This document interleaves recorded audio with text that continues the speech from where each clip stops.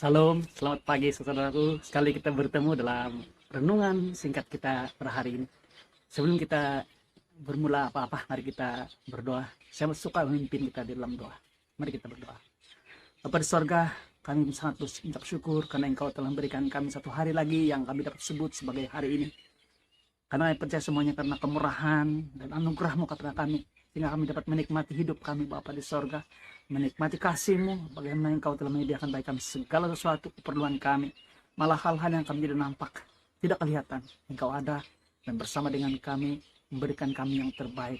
Terima kasih pada sorga, pada hari ini kami mendengar firman-Mu lagi. Engkau yang berikan hikmat kepada kami, mengerti dan menikmati kebenaran firman-Mu. Dalam nama Yesus kami berdoa. Amin. Saudaraku, pada video sebelum ini saya telah sampaikan dan kita telah bersama mendengar berbicara tentang kenapa kita harus mengucap syukur dalam segala hal. Karena kita tahu bahwa itu adalah kehendak Tuhan. Amin. Firman Tuhan dalam 1 Tesalonika pasal 5 ayat 18 mengatakan bahwa kita harus mengucap syukur. Sebab itulah yang dikehendaki Allah, dikehendaki Bapa di dalam Kristus Yesus bagi kita atau bagi Anda dan saya. Saudaraku, itulah kehendak Tuhan. Dan kita tahu bahwa kehendak Tuhan, the will of the Father, kehendak Bapa di sorga. Apa yang dikatakan dalam Yohanes pasal 6 ayat 40, dia katakan bahwa kehendak Bapa di sorga adalah untuk setiap orang percaya kepada Yesus Kristus. Supaya setiap orang mau percaya kepada Kristus Yesus. Dan supaya mereka yang percaya akan diberi kehidupan kekal dan dibangkitkan pada hari zaman. Saya membawa kita untuk melihat satu firman Tuhan sangat istimewa pada pagi hari ini, yaitu terdapat dalam Markus pasal yang pertama ayat 12 sampai 13. Firman Tuhan bunyi seperti ini. Segera sesudah itu roh memimpin dia ke padang gurun. Di padang gurun itu ia tinggal 40 hari lamanya, dicobai oleh iblis. Ia berada di sana di antara binatang-binatang liar dan malaikat-malaikat melayani dia. Saudaraku, ini adalah peristiwa yang berlaku selepas Yesus dibaptis, mana dia dibawa di padang gurun. Dan itu firman Tuhan mengatakan dia tinggal selama 40 hari. 40 hari lamanya di padang gurun ini. Dan dicobai iblis. Dan dia berada di sana bersama dengan binatang-binatang liar. Dan juga pada masa yang sama. Ini yang luar biasa. Satu tempat yang gersang, satu tempat yang penuh dengan binatang liar. Tapi dikatakan sini malaikat-malaikat melayani dia. Membawa bersama-sama kita untuk melihat satu insight ataupun apa yang kita dapat lihat daripada firman Tuhan ini. Pertama-tama ialah Yesus pergi di padang gurun. Padang gurun boleh lihat sebagai satu situasi yang berat ataupun satu situasi yang menekan dalam kehidupan kita. Tempat yang gersang. Mungkin juga satu situasi pencobaan yang luar biasa dalam kehidupan kita. Tapi Tuhan berada di situ selama bukan 1 hari, bukan 10 hari. Dan juga bukan 20 atau 30 hari, tapi 40 hari lamanya. Mungkin kita tertanya-tanya kenapa 40 hari. Nanti saya akan jelaskan ini. Dan firman Tuhan mengatakan dia dicobai iblis. Kita tahu bahwa sebelum ini saya sudah sampaikan bahwa Bapa di sorga mau kita mengucap syukur dalam segala hal. Kita tahu bahwa kita mengucap syukur dalam segala hal karena itulah kehendak Bapa. Kehendak Bapa bermaksud percaya pada Yesus Kristus. Percaya bahwa apa yang Yesus lakukan untuk kita, malah dalam situasi sangat susah, sukar dalam kehidupan kita, Tuhan ada bersama dengan kita. Kita lihat dalam 2 Petrus pasal 2 ayat 9 firman Tuhan mengatakan, maka nyata bahwa Tuhan menyelamatkan orang-orang saleh dari pencobaan dan menyimpan orang-orang jahat untuk diseksa pada hari penghatiman. Tuhan menyelamatkan orang-orang saleh atau orang-orang benar. Amin. Dan kita tahu bahwa kebenaran atau kita menjadi orang benar bukan karena kita melakukan yang benar. Kebenaran adalah satu yang Tuhan anugerahkan pada kita dalam Kristus Yesus. Amin. Kebenaran bukanlah kita hasilkan. Yang kita hasil daripada perbuatan dan tindakan kita. Kebenaran yang kita miliki adalah kebenaran yang dianugerahkan oleh Bapa di sorga untuk Anda dan saya. Apabila kita menerima kasih karunia dan anugerah pembenaran. Amin. Haleluya. Jadi orang-orang saleh diselamatkan, orang-orang dibenarkan. Orang-orang benar diselamatkan ataupun dilindungi daripada pencobaan. Malah dalam Wahyu pasal 3 ayat 10 firman Tuhan mengatakan, karena engkau menuruti firman-Ku untuk tekun menantikan aku, maka aku pun akan melindungi engkau dari pencobaan akan datang atas seluruh dunia untuk mencobai mereka diam di bumi. Dalam Wahyu pasal 3 ayat 10 firman Tuhan mengatakan, Tuhan melindungi kita. Karena kita mengikuti atau menuruti firman Tuhan. Dan menanti Tuhan. Apa maksud ini? Ini bermaksud bahwa kita percaya pada Yesus. Mengapa firman Tuhan mengatakan mencap syukur dalam segala hal, termasuk pencobaan, dalam keadaan kesukaran kita, dalam keadaan kita susah mengalami segala musibah. Tuhan bilang kita mengucap syukur. Mudah untuk kita mengucap syukur dalam hal-hal yang baik, karena segala sesuatu itu berbicara tentang hal yang baik dan hal yang jahat. Tapi hal yang buruk, hal yang tidak baik dalam kehidupan kita, itu sukar untuk kita mengucap syukur. Tapi Tuhan mengatakan kenapa kita harus mengucap syukur. Karena Tuhan tahu, dia katakan, aku pun melindungi engkau pada hari pencobaan. Maksudnya pencobaan yang akan kita hadapi. Pada akhir zaman ini pun Tuhan mau melindungi kita. Karena satu hal, kita menuruti firman Tuhan. Kita tekun menantikan dia. Itu bermaksud Anda dan saya percaya pada Yesus Kristus. Itulah kehendak Bapa. Mengucap syukurlah kehendak Bapa, yaitu percaya pada Yesus. Ketika kita percaya, simply by belief, bahwa apa yang dilakukan untuk Anda dan saya sempurna di kayu salib, itu adalah kehendak Bapa yang kita lakukan. Mengapa kita mengucap syukur? Karena kita percaya bahwa Bapa menyediakan segala sesuatu untuk kita. Tuhan melindungi kita. Tuhan menyelamatkan kita. Tuhan tahu melepaskan kita dari segala pencobaan. Amin. Haleluya. Haleluya. Nah, saya mau membawa kita melihat semula kepada ayat yang terdapat dalam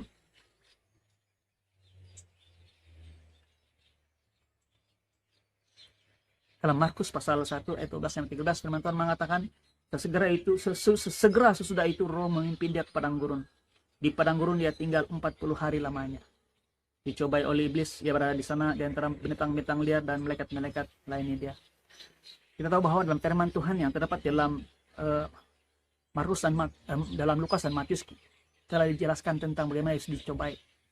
Dan Yesus dicobai dengan roti, batu disuruh menjadi roti.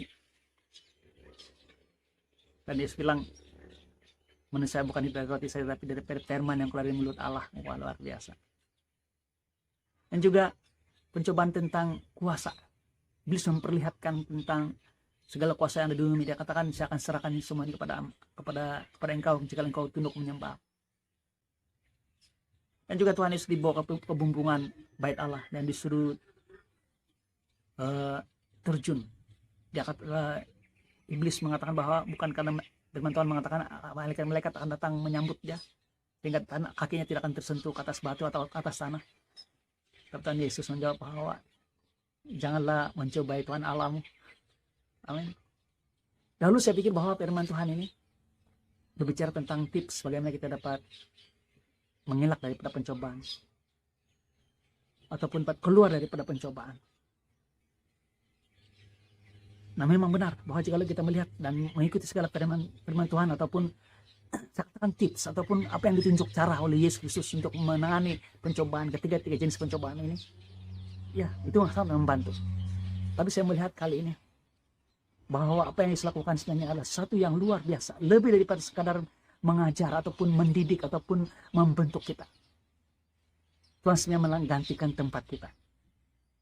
Tuhan katakan mengucap syukur dalam segala hal, mungkin termasuk pencobaan. Karena apa yang Tuhan Yesus katakan bahwa saya telah melalui semua pencobaan itu bagi Anda dan bagi Anda.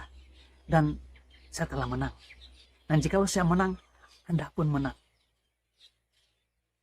Wah, ini satu yang luar biasa. Saya percaya Tuhan mulai melihat ini. Apa yang saya lakukan di kayu salib adalah untuk Anda dan saya. Tapi jangan kita hanya melihat apa yang Yesus lakukan di kayu salib. Malah di Taman Getsemani, apa yang Yesus telah alami. Itu ketika dia berpeluh darah, dia melakukannya untuk Anda dan saya. Dan ketika dia dicobai, dia juga melakukannya untuk Anda dan saya. Dan dicobai dan mengalami kemenangan semuanya. Nah, apabila kita dicobai sekarang saat ini, kita boleh meletakkan segala kepercayaan kita, segala iman kita, pengharapan kita, bahwa Yesus telah menang untuk Anda dan saya. So, mengapa? Sebelum kita dapat lihat outcome ataupun hasil ataupun penghujung daripada pencobaan yang sedang kita alami, mungkin dalam keadaan sangat tenat sekarang, dalam keadaan teruk. Tapi kita katakan, saya mengucap syukur. Karena bukan saya, tapi Yesus yang melalui semuanya untuk bagi saya. Dan dia telah menang. Wah, luar biasa. Haleluya. Saya percaya satu terang baru bagi saya pribadi. Iya, satu terang baru untuk saya. Saya tidak melihat bahwa firman Tuhan apa yang dinyatakan dalam prekop ini menyatakan tentang tips, cara, tunjuk cara dan sebagainya, tidak. Tapi saya melihat pengorbanan Yesus. Yesus telah menang atas pencobaan. Demikian Anda dan saya. Amin. Yang terakhir, kenapa 40 hari? Mungkin kita tanya-tanya. Manusia tidak tahu. Kita tidak tahu.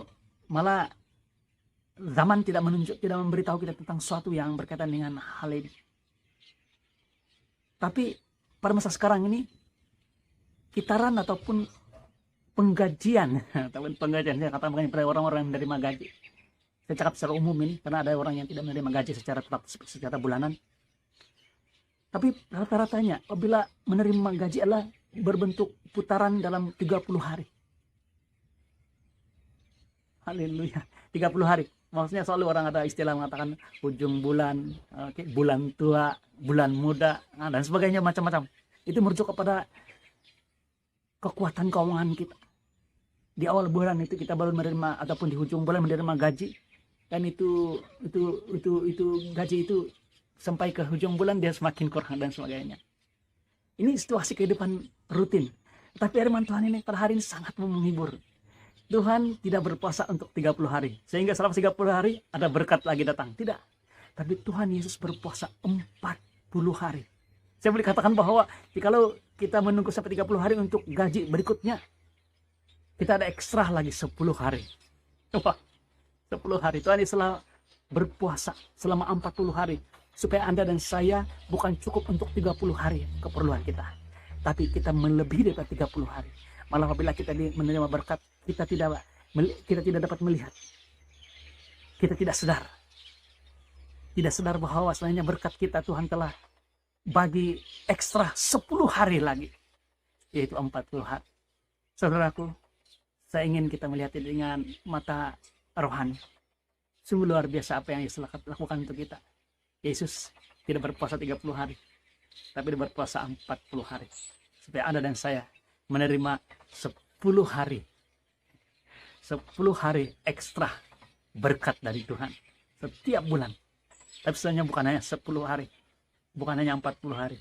Tapi kita menerima berkat sentiasa setiap waktu. Dari sekarang Maranatha sampai Tuhan datang. Karena di surga kita tidak mengalami apa-apa kekurangan lagi. Haleluya. Ini renungan kita pada pagi ini, saudaraku. Saya percaya Tuhan memberkati kita, memberi kita pewahyuan dan memahami firman Tuhan ini. Mari kita berdoa.